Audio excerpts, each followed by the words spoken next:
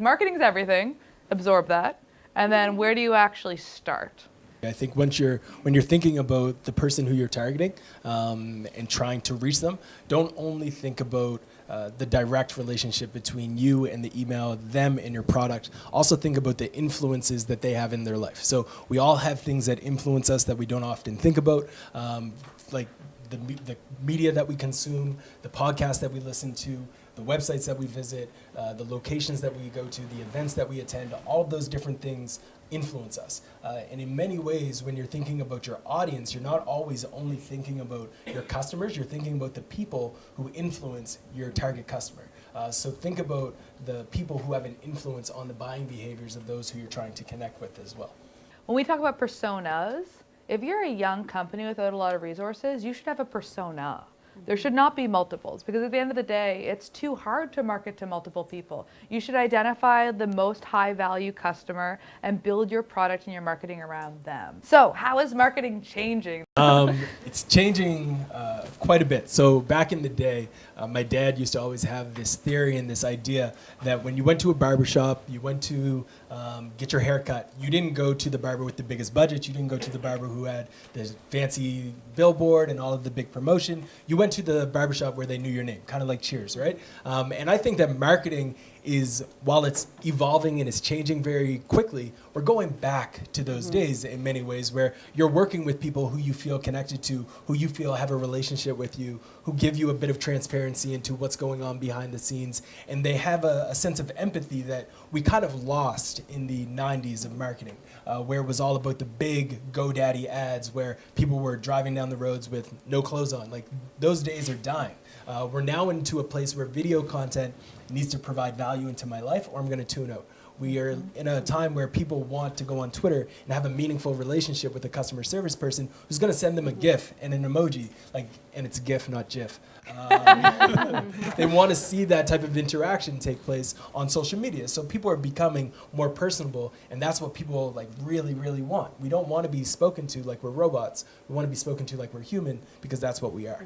Yeah, and I think there's so many tools now that allow you to automate so many things and really allow you to make the marketing job easier, but sometimes in that it does get lost and you are speaking to just masses. So it really is about humanizing your communications and your approach to everything, and people feeling like you're connecting with them and you're not just one of many. I've been a big evangelist for what I call conversation marketing. Like, how do you engage with more people, human to human, at scale? And there's ways to do this. There's ways to make sure that the right people that you're talking to are the right people at the right time in the sales cycle.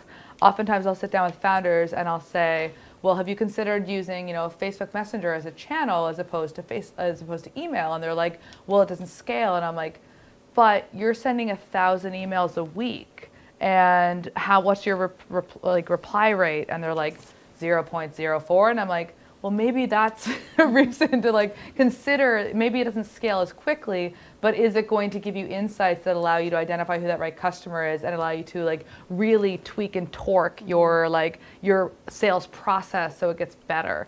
Yeah, I saw a post today that Instagram Messenger is showing crazy results. You for can response. DM anybody. That's take this in your brain for a second. You can DM Ja Rule. You can DM Beyonce. Probably Will they shouldn't DM Ja respond? Rule. Probably not. But if you follow them, you can DM them. Think about the power you have to potentially talk to somebody who's influential to your business. But the other rule is that that's marketers ruin crazy. everything, so that's probably... We do ruin everything. We're probably Sorry going to about take that. advantage of that, and they're going to shut that down. Well, what I always work towards is, 80% of your marketing should be your drumbeat engine marketing, and then 20% should be experimentation. So you can't always experiment, because then you're really gambling.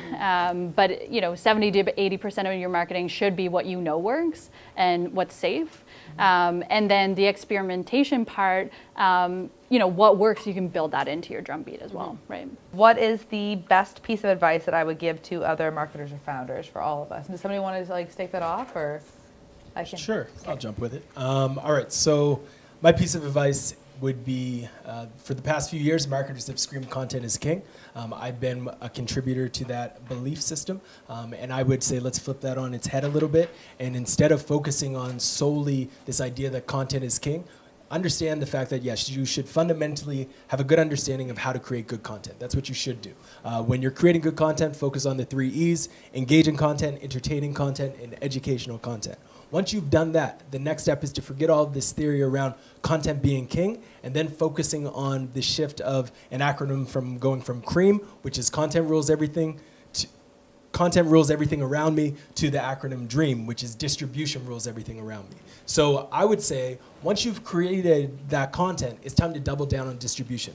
Getting that content out there to reach more people on the channels that they're consuming, and not solely thinking, okay, when I publish this blog post, I'm done. The job doesn't end when you press publish, it's only beginning. Then you have to start distributing that blog post through PPC. You need to start going into niche communities and seeding that content there. You need to share it on social. You need to go into different networks. You have to send emails. You have to be willing to hustle and get that content to reach as many people as possible so you can truly get the best bang for your buck. Mm-hmm.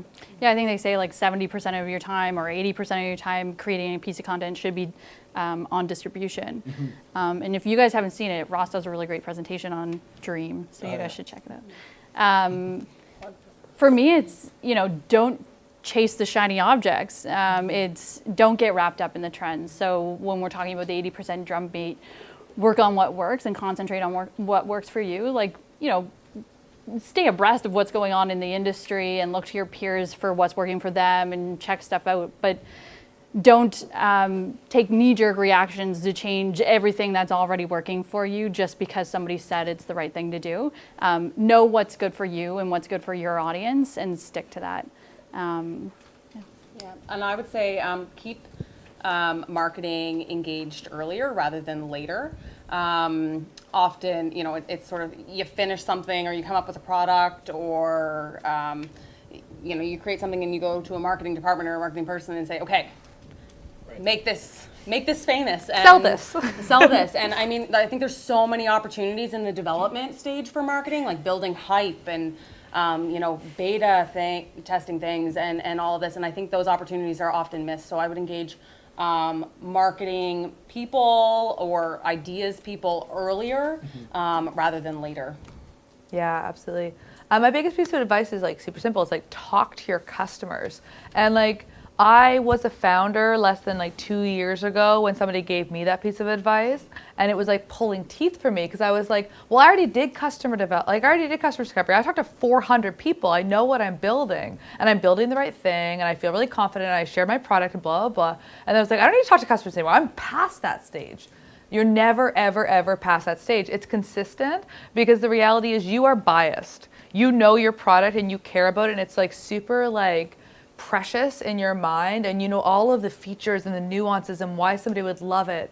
And when you talk to your customers, what you often discover is the real reason that they buy, the real things that they care about are not the things that you even intentionally designed. Mm-hmm. And then you're shit, I'm not even promoting the right stuff.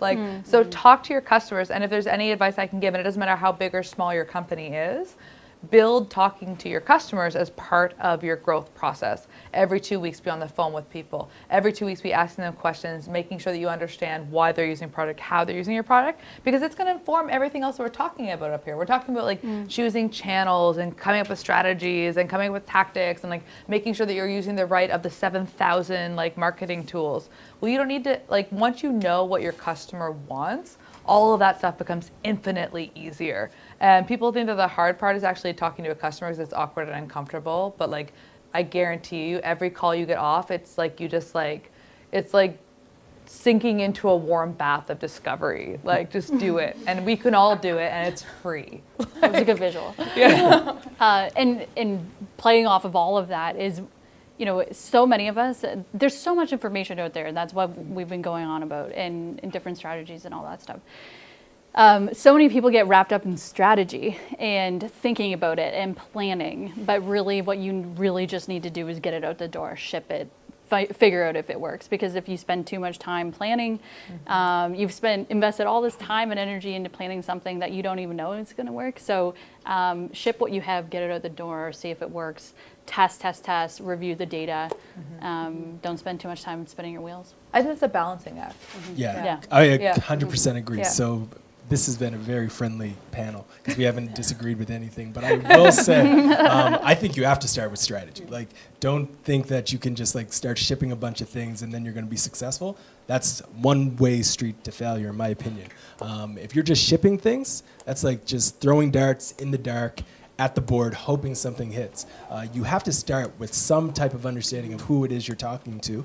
Then you have to think about where they're spending their time, and then the approach that you take with your messaging and your story, how you're going to get it to resonate with them. You do have to have a fundamental starting point.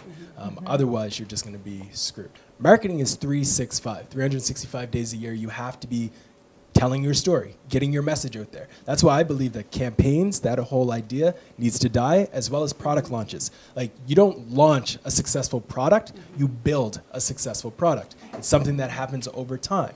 The same with a successful blog. Like, my first blog got 2 views. One was from my mom. And over time, now I get thousands of views. But it was only because at first I was consistent with creating content over and over and over again. So don't lose sight of the fact that, to Caitlin's point, like, you have to be at this stuff, dropping in those little drips of content and effort on a regular basis, or you're just going to be obsolete.